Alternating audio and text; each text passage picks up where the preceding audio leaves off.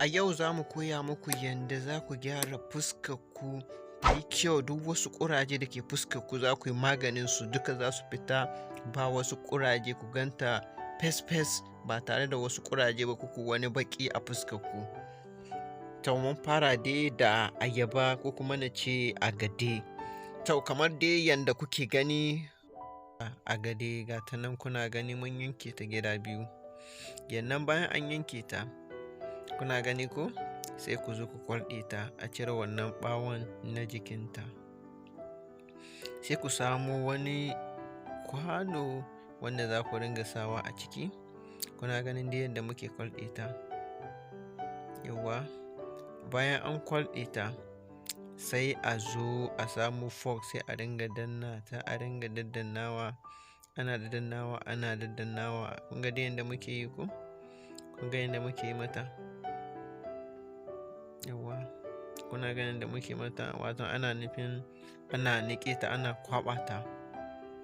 Kuna gani ko? Kuna gani ko?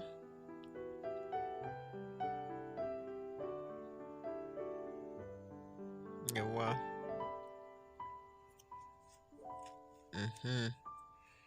Kuna ganin yadda muke kwaɓa ta ko? Kuna ganin yadda muke kwaɓa ta? Watan ita ce agado da kuka sani ake ce ma ayaba. Ita ce muka yanka haka, muka ɓare, muke kwaɓa ta haka, muke ainihin niƙa ta. Yawwa.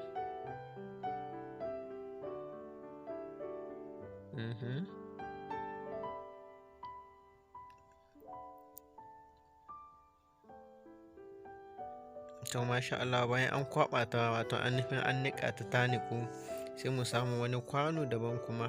To a ciki ne za mu ɗibi cabi biyu. Kuna ganin mun ɗibi cabin farko, yannan ga na biyu, mun ɗibi cokali biyu kenan daga cikin agadan da muka kwaɓa, ko in ce muka niƙa. Yawwa, sai muka ɗibo zuma cabi ɗaya. Wannan ita ce ake kira zuma dai wannan da kun sani, cibi ɗaya a ciki. Bayan an sa zuma cibi ɗaya, sai a ƙara niƙa, a ƙara mix, ƙara ainihin juyawa domin su haɗe sosai. Yawwa, bayan an juya sun haɗe sosai, sai a ɗebo wannan gari da ake kira garin sodium, shi ma rabin cibi. Kun ga an zuba ciki ko? An ƙara mix, wato ana ƙara haɗewa ya garwaye gaba ɗaya.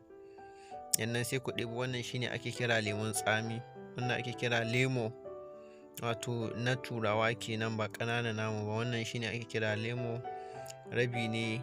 Idan kuka diba za ku ga za a sa cibi ɗaya, a matse ruwan ya kai ruwan cibi ɗaya. Yawwa, wannan shine ake kira lemo, watan lemon turawa na tsami kenan. Yawwa, ya kuma ce ku yi mana subscribe, ku yi mana liking, sannan ku yi mana sharing wannan bidiyo. Yawwa, kun ga dai yadda ake motsa gaba ɗaya don ya garwaye. Yawwa, ana motsawa domin ya garwaye sosai. Yawwa. Bayan an motsa ya garwaye sosai, sai a ci gaba da sawa, sai a ci gaba da shafawa a fuska, saboda maganin ƙurajen fuska. Bayan an shafa, sai a bar shi har tsawon minti 15. Bayan ya yi minti 15, nan a samu ruwa mai ɗan ɗumi-ɗumi, ba mai zafi sosai ba, wato wanda baya cutarwa, sai a wanke fuskar.